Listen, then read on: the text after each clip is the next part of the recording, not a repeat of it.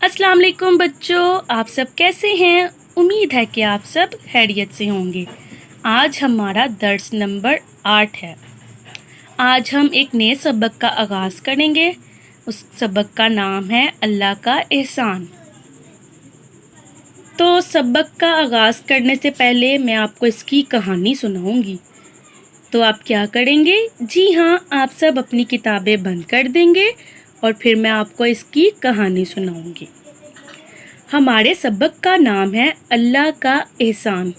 इस सबक में अहमद और उसकी अम्मी अब्बू और बहन है। अब मैं आपको ये पूरी कहानी सुनाती हूँ। अल्लाह का एहसान। आसमान पर काले बादल छाए होते हैं।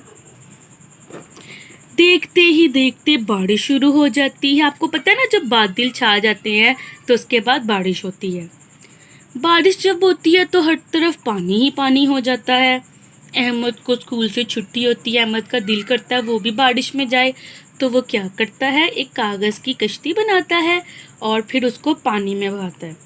बारिश में जाता है तो वो भीग जाता है, लेकिन उसका दिल कर रहा होता है वो खेले, तो वो इस बात की परवाह नहीं करता और कश्ती के साथ खेल रहा होता है।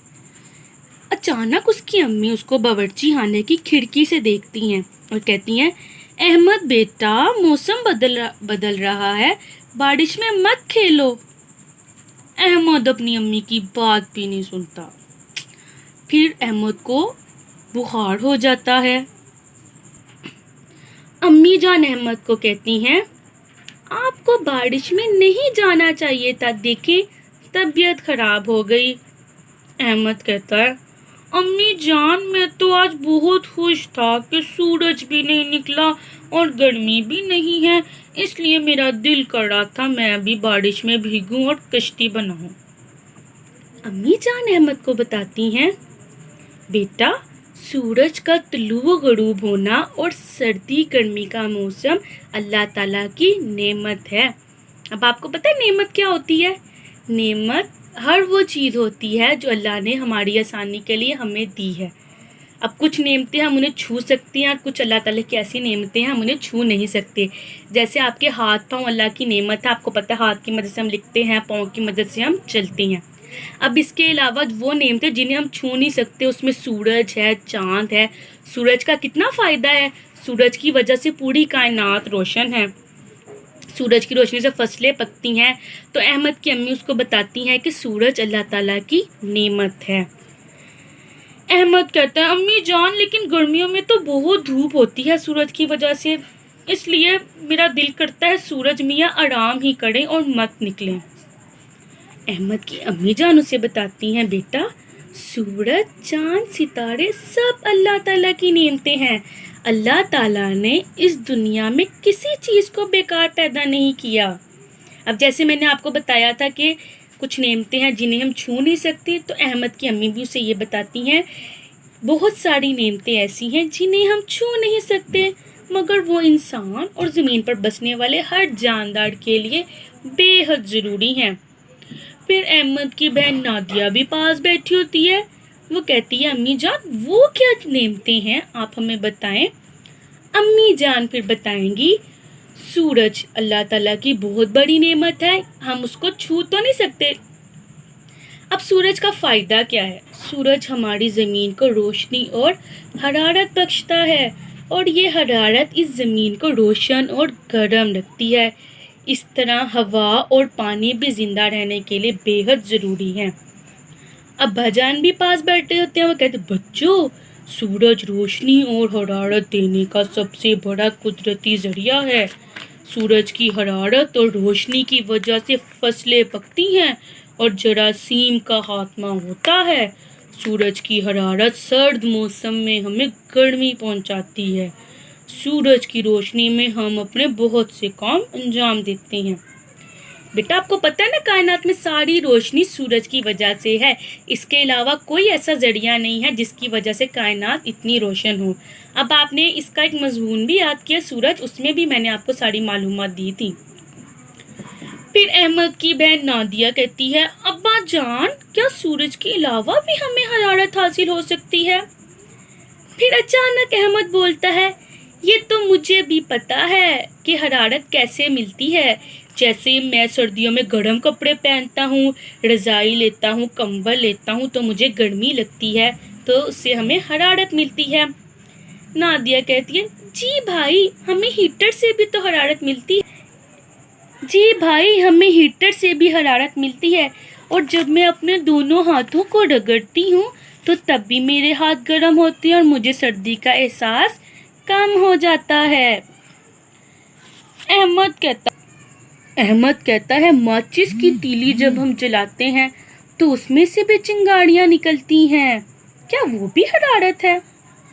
امی جان اسے بتاتی جی ہاں وہ بھی حرارت ہے، اور دو پتھروں کو آپس میں رگڑنے سے بھی حرارت پیدا ہوتی ہے. پھر امی جان کہتی ہیں نادیہ بیٹا آپ بتائیں ہم روشنی کہاں کہاں سے حاصل کرتے ہیں؟ بچوں آپ کو پتہ ہے کہاں کہاں سے حاصل کرتے ہیں؟ جی ہم روشنی حاصل کرتے ہیں بلب سے، جی موم بتی سے بھی، اور ایک شیشے کی بوتل، کیا نام ہوتا ہے اس کا؟ ہاں جی لالٹین سے بھی ہم روشنی حاصل کرتے ہیں. امی جان مسکراتے ہوئے بولتی ہیں شاباش بالکل ٹھیک کہا.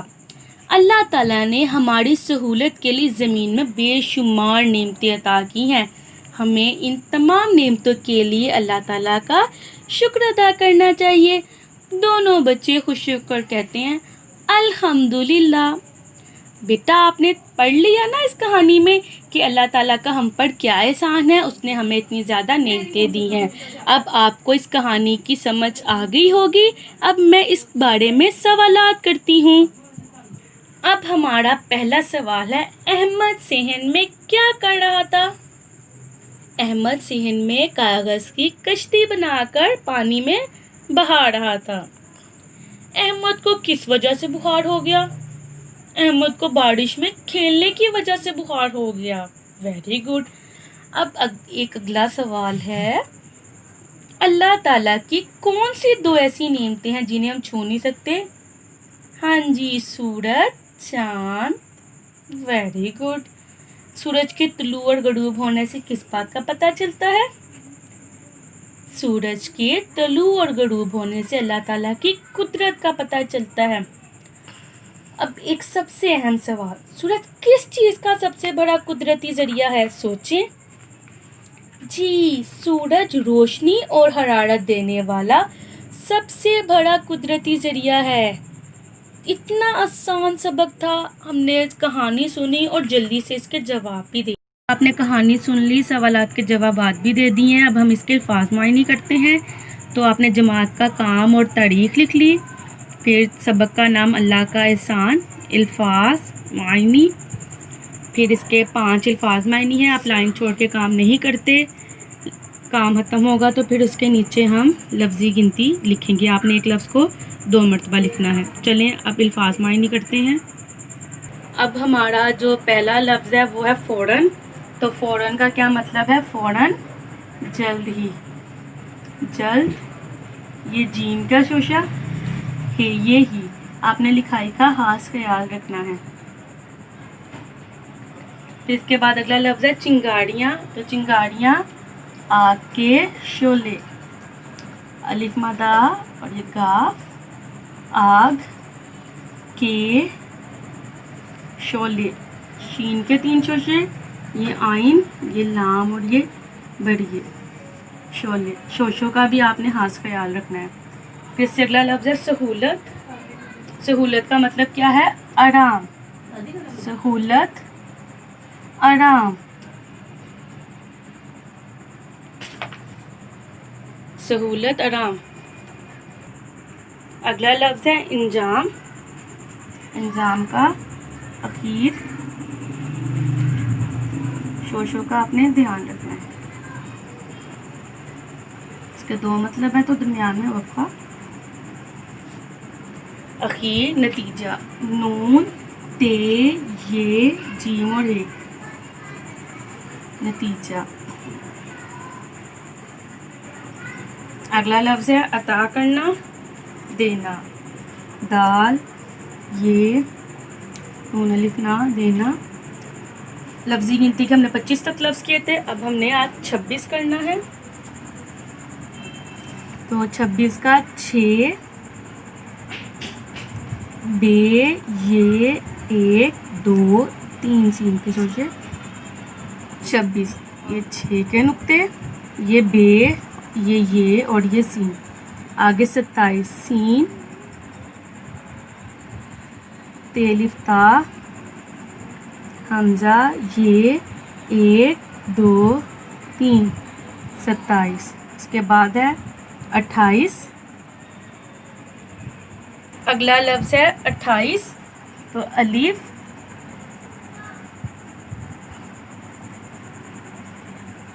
حمزہ یہ اور سین 28. ٹھیک ہے، اب میں نے 28 بھی لکھ دیا. اب یہ آپ کے سارے الفاظ معینی ہو گئے ہیں، نیچے لفظی گنتی بھی ہو گئی ہے. اب آپ نے اچھی طرح اس کو یاد کرنا ہے. کل ہم اس کی پڑھائی کریں گے اور ساتھ املا کے الفاظ. تب تک کے لیے اللہ حافظ.